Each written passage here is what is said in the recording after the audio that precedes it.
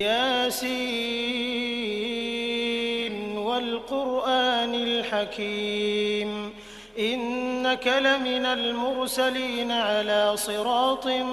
مستقيم تنزيل العزيز الرحيم لتنذر قوما ما أنذر آباؤهم فهم غافلون لقد حق القول على أكثرهم فهم لا يؤمنون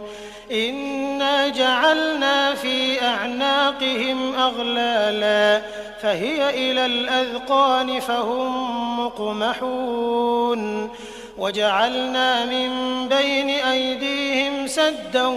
ومن خلفهم سدا فأغشيناهم فهم لا يبصرون وسواء